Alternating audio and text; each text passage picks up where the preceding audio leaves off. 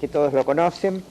De cualquier manera, repasamos los principales datos. Es sociólogo de Flaxo y actualmente profesor de la Universidad de Itela y director de un máster allí, que es su principal inserción institucional, y consultor político y de comunicaciones políticas. Sigo vinculado a Ipsos, Mora y Araujo. No traje datos ni análisis de la coyuntura. En realidad, Edgardo, todo lo que escuché esta mañana desde que estoy acá, es decir, toda esta sesión de opinión pública, incluyendo este panel, me parece interesantísima y dudo que yo voy a decir nada más interesante que lo que escuché. Más bien yo estoy dialogando con los interlocutores que no son de la profesión en este tema de la opinión pública. Y bueno, acá hoy estamos hablando entre especialistas y está ocurriendo algo que me parece extraordinario y sorprendente, porque es muy poco frecuente que uno tenga en la Argentina, en Buenos Aires, creo que en ningún lugar de la Argentina, circunstancias en las cuales se puede intercambiar de esta manera análisis y enfoques metodológicos e información para ayudar a todos a entender mejor lo que pasa. Entonces, voy a empezar con una rapidísima reflexión sobre cómo se formó esta disciplina, que es la investigación de opinión pública o el campo de conocimiento de la opinión pública. Porque hoy en día estamos básicamente bajo una fuertísima presión de la sociedad en la cual se nos ha forzado, que es lo que se nos ha forzado y hemos aceptado, o sea, que se nos ha llevado a tener que ser interlocutores de personas no especialistas, a las cuales no les interesa demasiado realmente entender lo que pasa y, por otra parte, están demandando a esta disciplina básicamente que adivine el futuro, y nosotros lo aceptamos. Y me parece que esto, bueno, creo que a tanto hay que ponerse a pensar un poquito por qué. La investigación de opinión pública surgió en ámbitos académicos, obviamente. No hace tanto tiempo, hará 80 años, algo así.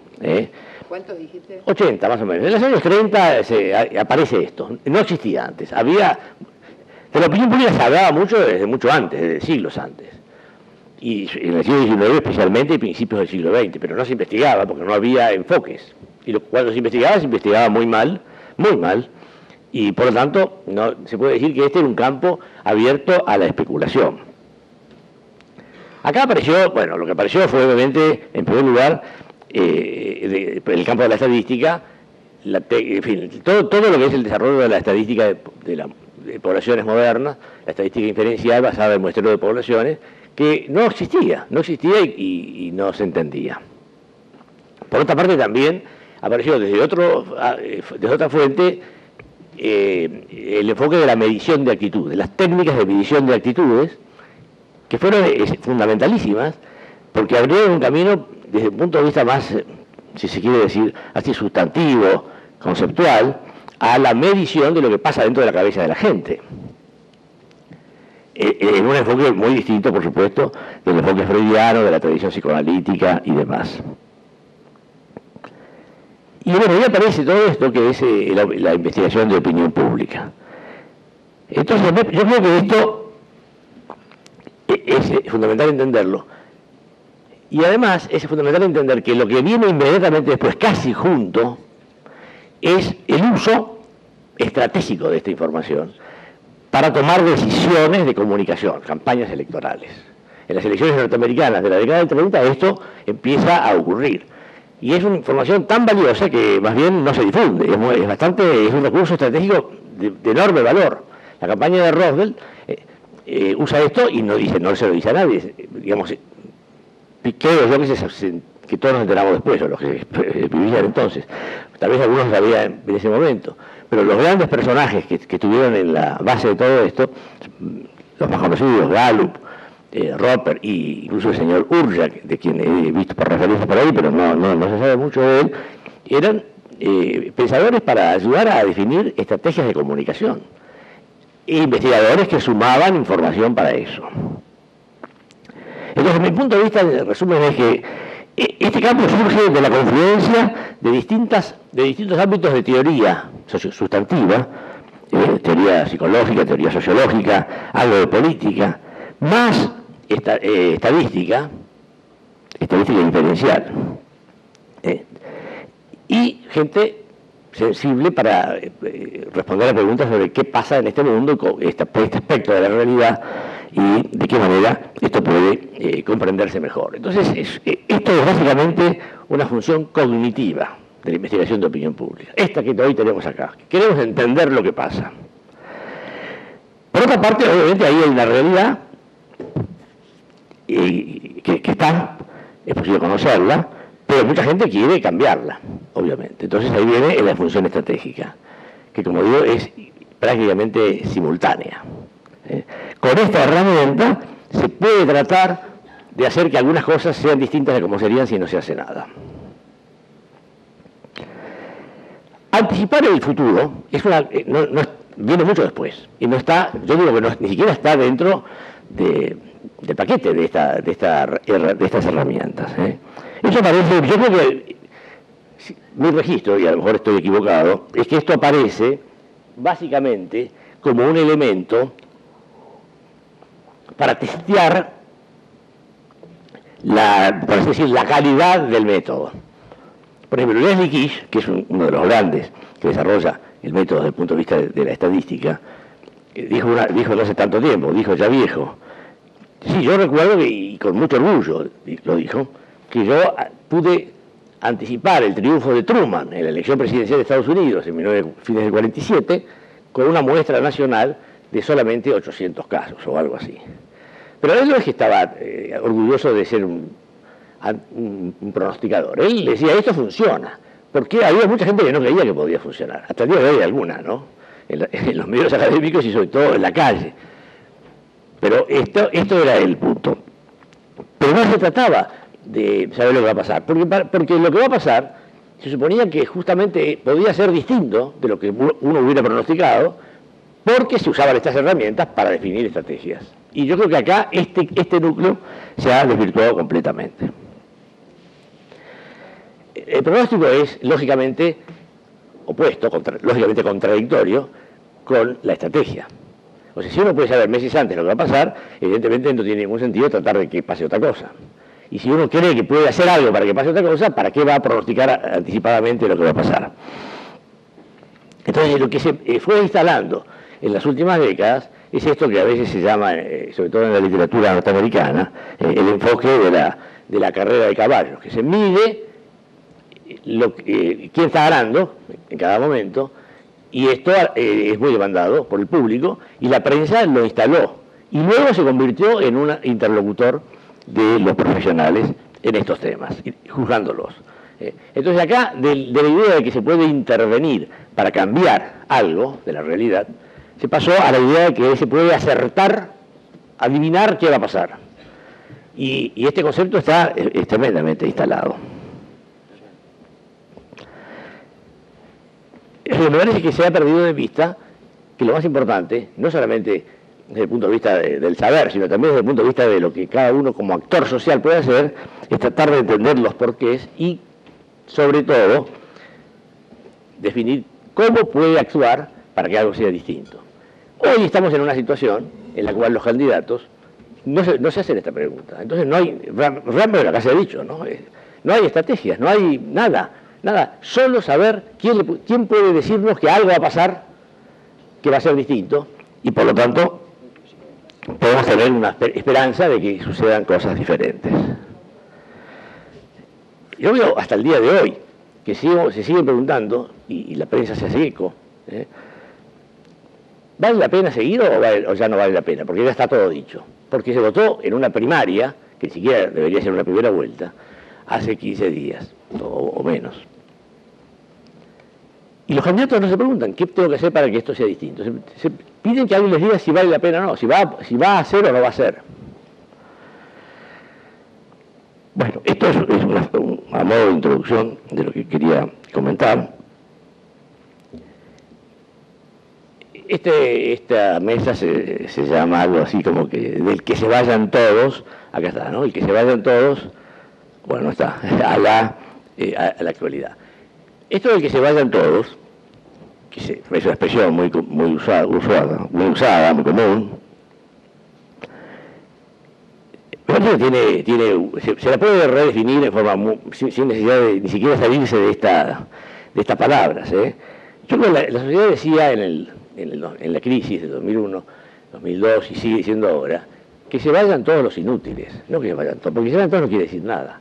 O sea, lo que se han visto en los datos que recién hemos venido viendo, es que hay una especie de rechazo a estos candidatos que no están dialogando con la gente, ni recogiendo sus preocupaciones, ni entendiendo lo que le pasa por la cabeza.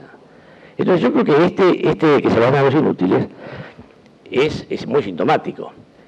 Y en el mundo actual hay bastante de esto, porque hay ciertos problemas que son, bueno, creo que Ricardo habló un poquito de esto, que son problemas universales. Esto tiene bastante que ver con me parece a mí que tiene mucho que ver con la trivialización de la política a partir de dos factores que son bastante universales y que en Argentina son muy agudos.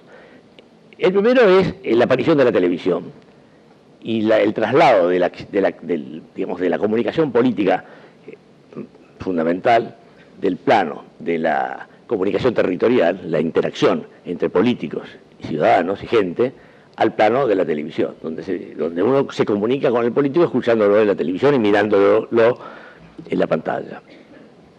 Esto yo creo que ha generado una fuerte discontinuidad en los flujos comunicacionales entre los políticos y la gente.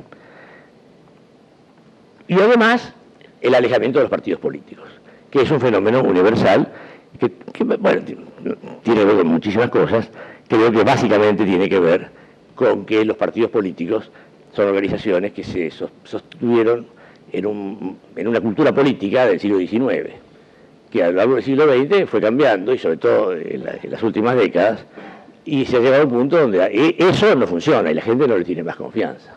Es decir, esta idea de que hay una clase política, que es una idea bastante antigua en el pensamiento político, hoy en día la comparte todo el mundo. En el año 83-84, más del 70% de los argentinos simpatizaban con algún partido político o estaban afiliados. Y ahora ese número no llega ni al 25%. O sea que hay una despartidización, por así decir, de la sociedad, y por lo tanto hay un incremento del peso que tiene la comunicación televisiva en el registro de quiénes son los dirigentes que están en oferta o están generando la oferta. Y lo sintomático de estos años, de este último año, es cómo los dirigentes políticos opositores se han hecho cargo de dichos, del decir que circula, mágico, para imaginar que Cristina Fernández de Kirchner no va a ganar la elección. Cuando murió Néstor Kirchner, la constante era: esta señora no va a poder sucederlo, no tiene las condiciones, se acabó. No puede manejar este gobierno, no puede hacer política, no puede hacer al mismo tiempo política y gobernar, entonces esto se acabó. Bueno, no se acabó, por supuesto, y entonces entró en circulación otra versión, que sí, pero ella se va a retirar, no tiene ganas. A ella le gustaría estar con su hija, efectivamente, se apareció la hija, haciendo compras en Nueva York, no se va a presentar. Esto yo lo he escuchado de dirigentes políticos de primera línea, no es que, por supuesto, además lo dice todo el mundo, en la oposición, en las filas opositoras, y muchos comentaristas de los medios de prensa se hacían cargo de esto. Finalmente, bueno, no se fue a Nueva York, no se retiró, es candidata, y entonces ahí apareció el que igualmente no va a ganar porque la gente está harta de todo esto. Entonces, como no va a ganar, no hay nada más que hacer, esperar que ocurra. Y de paso vino siempre, por supuesto, el diagnóstico de que la economía no anda nada bien y que es una ilusión óptima que todo lo que acá se puso existía y existe, y que por lo tanto todo el mundo se va a dar cuenta de pronto que esto no anda bien. Entonces hay que cambiar de gobierno. Bueno, nada de todo esto ocurría. Y nada se hizo para capitalizar algunos aspectos en los cuales podría haber muchas razones para que mucha gente diga: no, esta no es mi opción. No se hizo absolutamente nada. Todo esto ya fue dicho esta mañana, mucho mejor de lo que lo puedo decir yo. Yo les voy a mostrar aquí algunas informaciones sobre un aspecto de lo que los análisis que hacemos sobre las razones, sobre los factores que llevan al voto, están teniendo una importancia suprema, y es, como todos dijeron aquí, ante todo, el factor de la percepción de cómo está la economía. Estos datos, como dije, son datos de Ipsos Mora y Araujo, y de hecho debería estar aquí la gente que está por acá sentada de ese equipo, empezando por Luis Costa, presentándolos porque son acreedores a esta información y al interés que puede llegar a tener. Voy a empezar por lo que está acá más adelante. Bueno, la aprobación del gobierno, asociada a algunos factores que son percepciones de la gente en términos de temas relevantes en la agenda política del momento. Bueno, acá hay una serie que, como ustedes ven, bueno, no sé, no tengo esa que eso. Puede ver. Hay algunos temas acá de la agenda, perdón, los temas. No, espera que se me fue esto. No. O el de abajo es el otro lado. A ver. Ahora sí. Bueno, acá tenemos algunos de los temas dominantes en la agenda desde hace unos cuantos años. Acá tenemos una serie desde el año 2008 hasta ahora. La delincuencia es un tema, es el tema número uno en todo el país, en los 24 distritos es el tema número uno. Y, bueno, a veces es un poquito más fuerte, a veces es un poco menos, pero viene siendo el tema dominante. Después tenemos la visión de la economía. Entonces, el porcentaje de gente que dice que la economía anda bastante bien, se parece mucho a lo que acabamos de ver hace un minuto, el motor Edgardo. Pasó de un momento bajísimo en el mitad del 2009, primera mitad del 2009, hasta el número muy alto que está ahora, que creo que coincide muchísimo con las estimaciones que ya vimos. Y luego, bueno, estos son los dos temas fuertísimos, y el desempleo no está acá, pero es otro tema fuertísimo, por supuesto.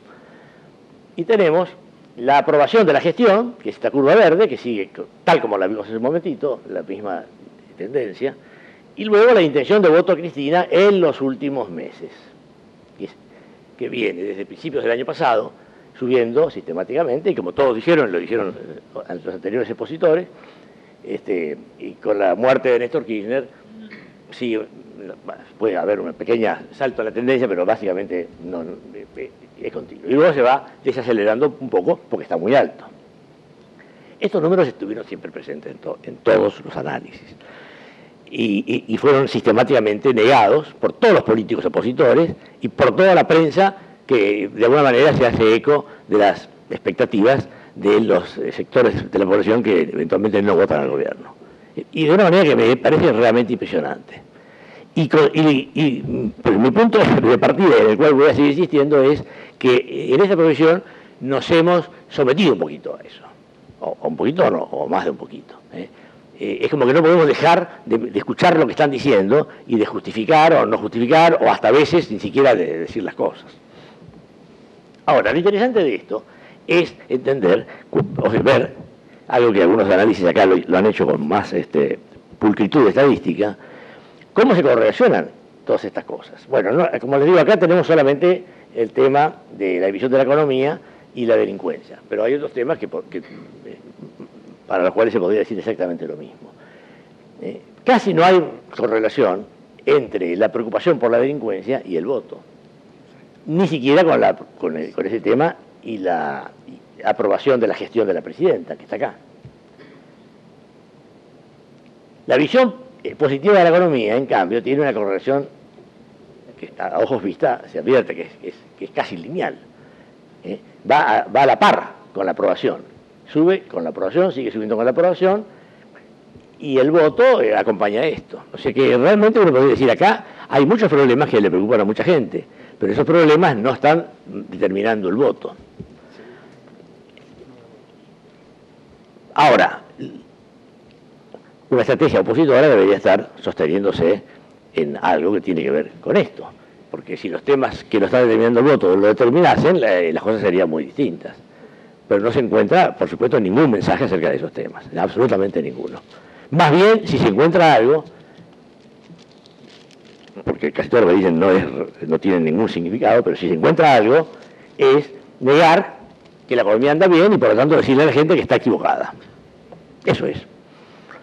Bueno, entonces vuelvo a mostrarles ahora unos datos que me parecen algo interesantes porque son datos comparativos internacionales de un estudio global de Ipsos. De hecho se llama Global Advisor esto, que se hace en Argentina, pero incluye a Argentina entre otros países del mundo, y creo que ilustra algo de todo esto para entender que el mundo es diverso, pero no tanto.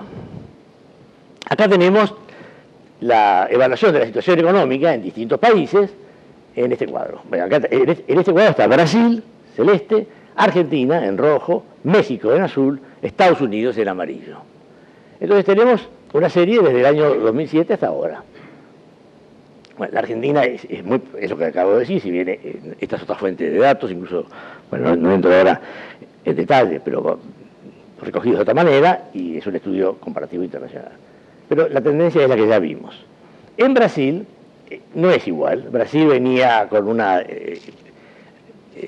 valoración de la economía muy superior, tuvo sus momentos buenos, incluso cuando Argentina no estaba muy bien, 2009, y se mantuvo bastante estable.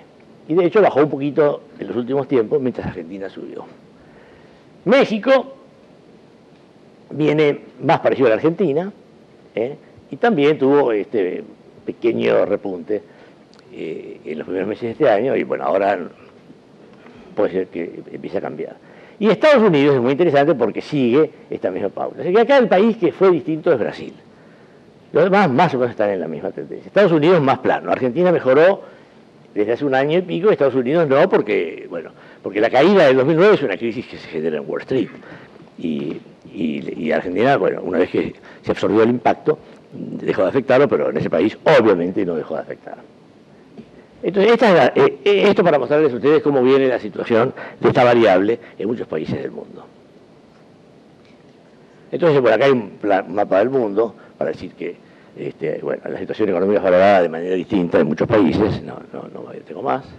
Y lo que sí quiero mostrar es que hay detalles, no hay tiempo, no vale la pena detenerse, pero es interesante ver cómo son estos números en términos de comparativos a nivel global. Hay países donde la valoración es mucho más baja y otros mucho más alta. Ahora, por supuesto, las curvas son distintas, pero no las muestro aquí. Y entonces este es el punto sobre el cual me quiero detener, que es la relación entre percepción de cómo está la economía y satisfacción de los ciudadanos. De lo cual se desprende, pero no está acá, que sigue el voto, cosa que ha sido dicha también esta mañana. Entonces acá tenemos muchos países del mundo ordenados según la percepción de cómo está la economía y según el grado de satisfacción de los ciudadanos. Y la curva es bastante impresionante, por supuesto, es muy fuerte. Y además es interesante ver dónde están los países. Argentina, de hecho, está por abajo de la tendencia central de esta curva. Hay una percepción de que la economía anda bien, pero hay unos cuantos países del mundo donde esto es mucho mayor. Y no en todos el gobierno saca el 50% de los votos. Pasa que hay opciones alternativas, hay oferta alternativa. Por otra parte, la satisfacción tampoco es tan alta. Sin embargo, bueno, el gobierno argentino capitaliza esto y la oposición no lo capitaliza. Esto es todo lo que yo te quería mostrarles. Me parece que esto nos lleva quizás más al plano de los factores contextuales que influyen en el voto, por supuesto, que son, por cierto, oportunidades para la oferta política, que la oposición debería estar utilizando. Además están, por cierto, las percepciones más finas, ese concepto de análisis muy interesante que escuchamos, lo ha mostrado y se puede hilar fino por varios caminos. Pero esencialmente es esto, sigue siendo este un mundo donde cómo se percibe que está la economía es dominante en las preferencias de la gente y donde, por otra parte, si no hay capacidad de construir una oferta a partir de algunos aspectos de la realidad que no satisfacen tanto a muchísima gente, entonces obviamente lo único que cuenta es esto y el resultado es lo que tenemos en la Argentina. Bueno, eso es, muchas gracias.